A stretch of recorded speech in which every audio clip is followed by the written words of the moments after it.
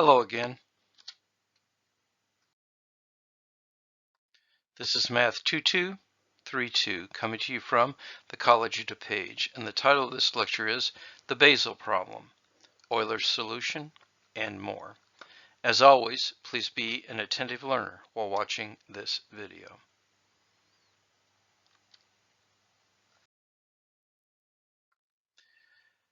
The Basel problem was first posed in 1650 by the Italian mathematician Pietro Mingol and was solved by Euler in 1734. If you look at this, this was 84 years between the posing of the problem and the solution of the problem. And this solution brought Euler instant recognition. The problem asks for the sum of the reciprocals of the squares of the natural numbers. That is, we're looking for 1 over 1 squared plus 1 over 2 squared plus 1 over 3 squared plus ... keep on going. Now this is a p-series, and we know from our theory that this converges, but what they were looking for was a answer for the sum, a closed form that represents the sum. Now many influential mathematicians tried to find a formula for the sum of the reciprocals of the squares, including Wallis and Leibniz, who were among those who tried and met with failure. All the Bernoullis also failed in trying to solve this. Euler was a student of the Bernoullis, but he solved it when he was still a young man. He was 28, and the mathematical nature of his answer surprised the mathematical community. His proof, he provided several others afterwards, was by no means rigorous, but its beauty, simplicity, and originality are astonishing. I think you will be astonished at how he does this. You know enough math now in our Calculus 2 class to understand his proof, but the big question is, how in the heck did he ever think of this? Here's the proof. Now, by way of introduction, realize that, and this is just a finite example, but if we have a quartic polynomial, that is a fourth order polynomial, it can have at most 4 roots. Let's pretend that it has roots of alpha, beta, gamma, and delta. Then it could be written this way, because you see this f of x is going to be 0. Whenever x is alpha, this factor will be 0. Whenever x is beta, this one will be 0. Whenever x is gamma, this one will be 0. And whenever x is delta, this one will be 0. And you factor out the leading coefficient, because that would just be 1 to make this line up the way it is. So this is the quartic polynomial written as a product over its zeros. And in fact, if we were to multiply this out, we would get several terms involving x squared. And so, and you can do this or think about how you would do this, but you see we get a very healthy coefficient for x squared. Now, hold on to this thought, because we're going to build upon this introductory remarks.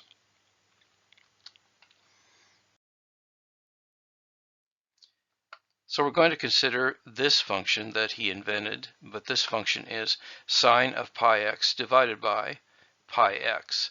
And so we're calling this the sinc of pi x. But this is going to be 0 whenever the numerator is 0, and that's going to be the sine is 0 whenever we're at multiples of pi, plus or minus integer multiples of pi. So that means this one is going to be equal to 0 when x is equal to plus or minus 1, plus or minus 2, plus or minus 3, and so on. And so we're going to be using this thought in a little bit, so hang on to this. And what we're also going to realize is that since we have plus or minus 1, that when I factor this in the way that I did in my example that I looked at, we're going to have that the sine of pi x over pi x is going to be, you see, this will be equal to 0 when we're having x be plus or minus 1. This one will be equal to 0 when x is plus or minus 2. This one will be 0 when x is plus or minus 3, and this will be equal to 0 when it's plus or minus 4, but it doesn't stop. It just keeps on going dot, dot, dot. So you see what we're doing is we're factoring this just like we did the finite polynomial.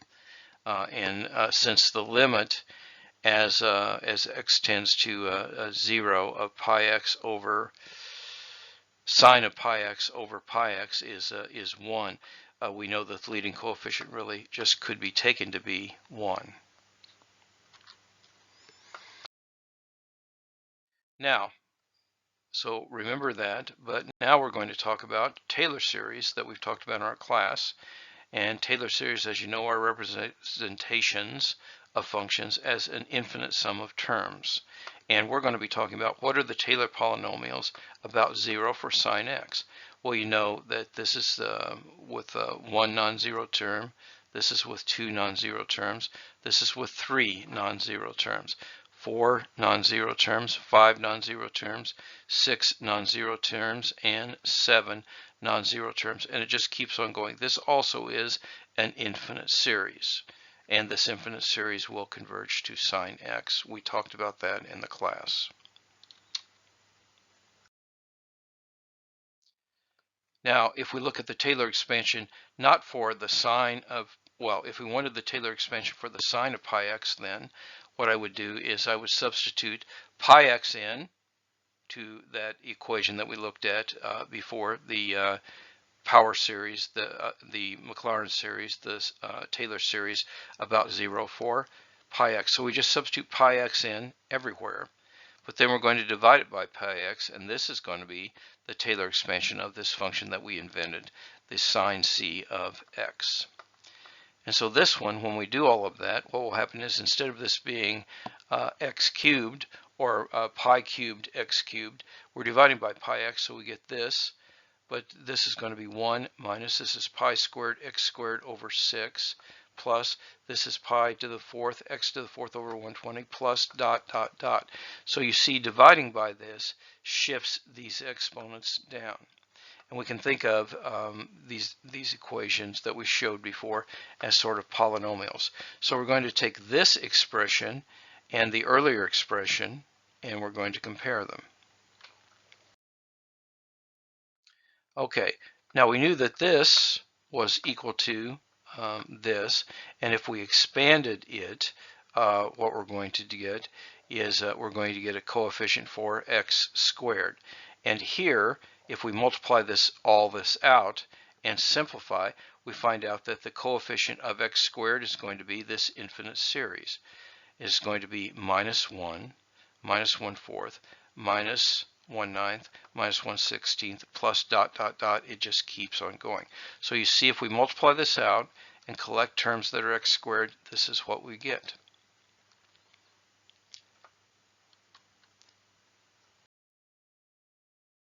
But we're going to compare equation 7, which is this one, which was the Taylor series we just studied, and this is the Taylor series. This is equation 7, and this is the Taylor series, but this was the one where we had the infinite polynomial. And so you see that this is the coefficient of x squared, and this is the coefficient of x squared. So minus exactly the sum we're looking for, the square of the reciprocal natural numbers added up, has to be the same as pi squared over 6.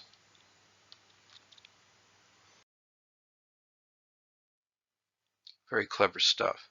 As a bonus, Euler's derivation also gives us the well-known Wallis product.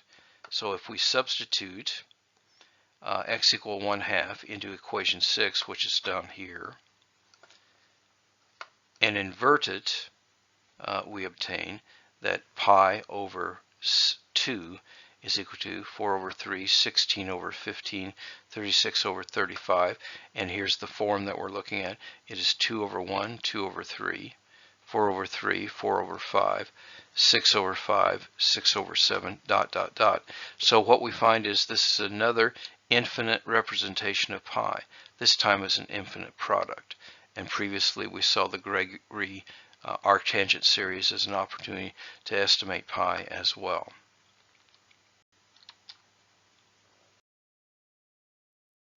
But Euler actually didn't stop there either. He developed a general solution to all even-powered reciprocals. So what he proved was that the summation n equal 1 to infinity of 1 over 2 to the k raised to the k power is equal to minus 1, this is k minus 1, 2 to the 2k, all over 2k whole factorial. This is b sub 2k, and this is pi to the raised to the 2k, where the b sub 2k are known constants called Bernoulli numbers. He named them in honor of his professors. You could follow the procedure described above, in fact, that we did to find out the 1 over n squared sum, to find the sum of the reciprocal fourth powers. And I would encourage the serious student to try that. And in this case, what you want to do is isolate the x to the fifth coefficient. As for the odd-powered reciprocals, that's still a mystery, almost 400 years later. Apart from the harmonic series, we're still waiting for someone to crack that nut to solve what is, for example, the summation of 1 over k cubed. Perhaps you will be that someone. Before you do that, though, you might want to try this assessment sum problem that I've asked about before. So what is this sum? The summation n equals 0 to infinity of 1 over 2n plus 1 whole squared. Now notice that this is going to be 1 plus a ninth plus 1 over 25 plus dot dot dot. So it keeps going, but here what we're doing is we're squaring the odd numbers. Not using the odd as a power. The power is still 2, but we're looking at just the odd ones. You know what to do. Let's see how you did. Well, we know, because this was the Basel problem, the summation from n equal 1 to infinity of 1 over n squared is pi squared over 6. And we also know, because this is a p-series, that this converges absolutely. That means we can reorganize it differently in less arrangements, so we have the summation of the odd numbers plus the summation of the even numbers. Odd numbers are written as 2n plus 1. Even numbers are written as 2n. And I can do this because I'm just doing it in different order. Now here, when I square this, I get a 4 in every term because this is 2 squared. So I can factor out the 4. And when I factor out the 4 out of this one, I have this as 1/4, and this is the summation, n equal 1 to infinity of 1 over n squared. So you see, I have pi squared over 6 is equal to 1/4 this sum plus the sum I want to know about. But this I know is the Basel series, so this is going to be pi squared over 6, and taking 1/4 times pi squared over 6, I get pi squared over 24. And this is what I wanted to solve for. So what I'm going to do is I'm going to subtract pi squared over 24 from both sides. So I will get that this sum, which I asked to find, is going to be equal to pi squared over 6 minus pi squared over 24. You get a common denominator and put it in lowest terms. This is pi squared over 8. Cool stuff, huh?